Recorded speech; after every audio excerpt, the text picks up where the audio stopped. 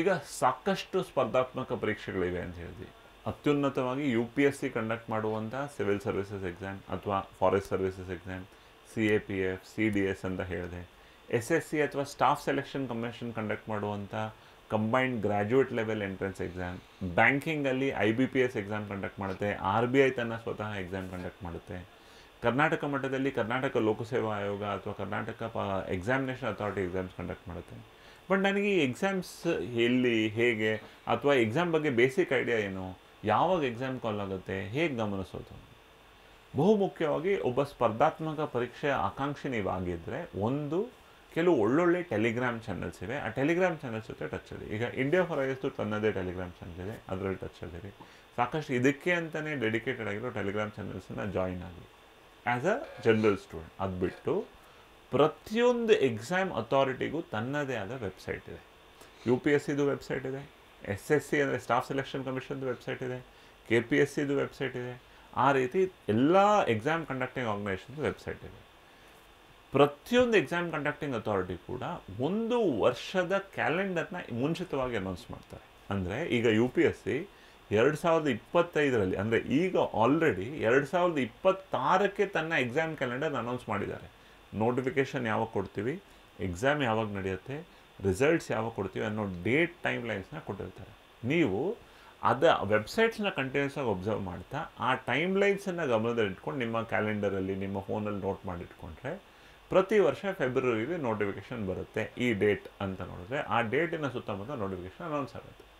SSC notification ಯಾವಾಗ ಬರುತ್ತೆ, KPSC notification ಯಾವಾಗ ಬರುತ್ತೆ. ಸೊ ಈ ಟೈಮ್ ಲೈನ್ಸನ್ನು ನನಗೆ ಎಕ್ಸಾಮ್ ಕ್ಯಾಲೆಂಡರ್ಸ್ ಥ್ರೂ ತಿಳ್ಕೊಳ್ಳೋಷ್ಟು ಒಳ್ಳೆಯದು. ಅದು ಬಿಟ್ಟು ಕೆಲವು ಒಳ್ಳೆ ಟೆಲಿಗ್ರಾಮ್ ಚಾನಲ್ಸಲ್ಲಿ ನೀವು ಸಬ್ಸ್ಕ್ರೈಬ್ ಆಗಿದ್ದರೆ ಅಲ್ಲಿ ನೋಟಿಫಿಕೇಷನ್ ಬಂದ ತಕ್ಷಣ ಅದರಲ್ಲಿ ಹಾಕ್ತಾರೆ. ಆ ನೋಟಿಫಿಕೇಷನ್ PDF ಹಾಕ್ತಾರೆ.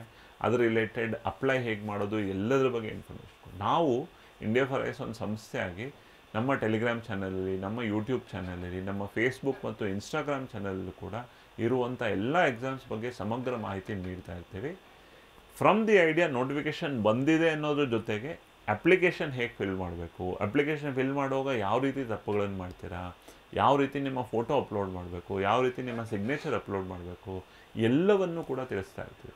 ಬಿಕಾಸ್ ಎಕ್ಸಾಮ್ ಸಿಸ್ಟಮ್ ಇಂಪ್ರೂವ್ ಆಗ್ತಾ ಇದ್ದಾಗೆ ಸಾಕಷ್ಟು ರೀತಿ ಆ ಎಕ್ಸಾಮ್ ಸಿಸ್ಟಮಲ್ಲಿ ತೊಂದರೆಗಳಾಗೋದು ಇರುತ್ತೆ.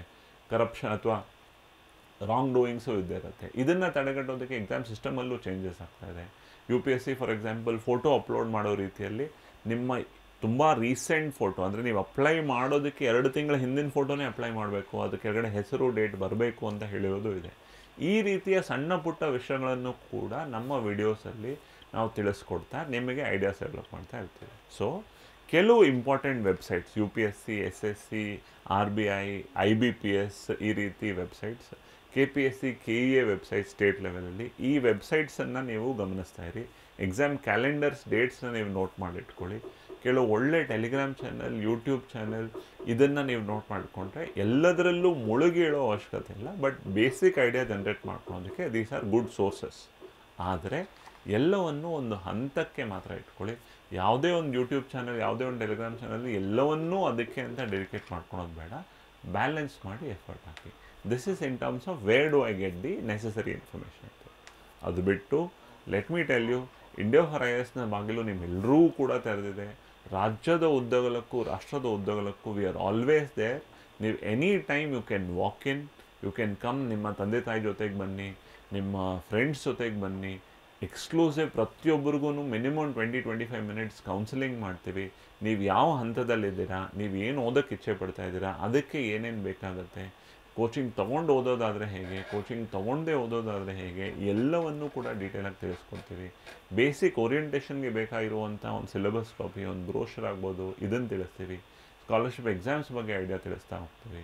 ಇದೆಲ್ಲದರ ಜೊತೆಗೆ ಒಂದು ಐಡಿಯಾನೂ ಕೂಡ ತಿಳ್ಕೊಳ್ಬೇಕು. ನೀವು ಕರ್ನಾಟಕದ ಅಷ್ಟೇ ಅಲ್ಲದೆ ಬೇರೆ ಸ್ಟೇಟ್ ಎಕ್ಸಾಮ್ಸ್ ಕೂಡ ಬರೀಬಹುದು.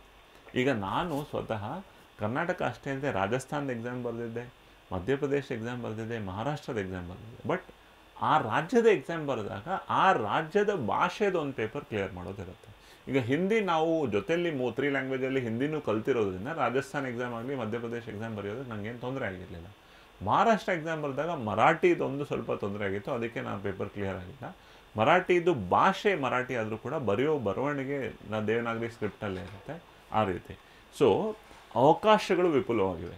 ಪ್ರತಿ ವರ್ಷ ಕಡಿಮೆ ಅಂತಂದರೂ 20-25 ಸಾವಿರದಿಂದ 2 ಲಕ್ಷ ಹುದ್ದೆಗಳು ನಿಮಗೆ UPSC, SSC, ಬ್ಯಾಂಕಿಂಗ್ ಮತ್ತು ಸ್ಟೇಟ್ ಲೆವೆಲ್ ಎಕ್ಸಾಮ್ಸಲ್ಲಿ ಅವಕಾಶಗಳಿವೆ.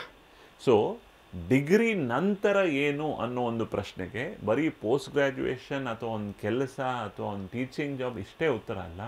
ಸ್ಪರ್ಧಾತ್ಮಕ ಪರೀಕ್ಷೆಗಳು ಅಥವಾ ಕಾಂಪಿಟೇಟಿವ್ ಎಕ್ಸಾಮ್ಸ್ ಕೂಡ ಇದೆ. ಪ್ರತಿ ವರ್ಷ ಮಿನಿಮಮ್ 20-25 ಸಾವಿರದಿಂದ 2 ಲಕ್ಷ ಹುದ್ದೆಗಳು ನಿಮ್ಗೆ ಕಾಯ್ತಾ ಇರ್ತವೆ. Starting from 40-45,000 salary up to 2-2.5 lakh rupees per month salary ತನಕನೂ ಅವಕಾಶಗಳಿವೆ. ಸೊ ನಿಮ್ಮ ಪರ್ಸ್ನಲ್ ಗೈಡೆನ್ಸ್, ನಿಮ್ಮ ಸಪೋರ್ಟ್ ಮೆಕ್ಯಾನಿಸಮ್ ಎಲ್ಲವನ್ನೂ ನಿಮಗೆ ಸಿಗ್ತಾ ಹೋಗುತ್ತೆ. It's all about how do you take. And ಯಾವುದೊಂದನ್ನು ಕೂಡ ಒಂದು ಸಿನಿಮಾ ನೋಡಿ, ಒಂದು ಐಡಿಯಾ ನೋಡಿ ಇಮಿಡಿಯೇಟ್ಲಿ ಒಂದು ಇಂಪ್ರೆಷನ್ ಬಿಲ್ಡ್ ಮಾಡ್ಕೊಂಬಿಡಿ. ಸಿನಿಮಾದಲ್ಲಿ ನೋಡೋದಕ್ಕೂ ಪಬ್ಲಿಕ್ ಪರ್ಸೆಪ್ಷನ್ ಇರೋದಕ್ಕೂ ರಿಯಾಲಿಟಿ ತುಂಬ ವ್ಯತ್ಯಾಸ ಇದೆ. ಅದನ್ನು ಗಮನಿಸ್ತಾ ಹೋಗಿ.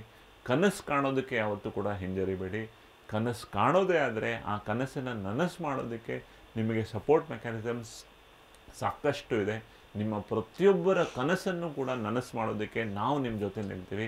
ಈ ರೀತಿ ಸಾಕಷ್ಟು ಕಾರ್ಯಕ್ರಮಗಳನ್ನು ಗಮನಿಸ್ತಾ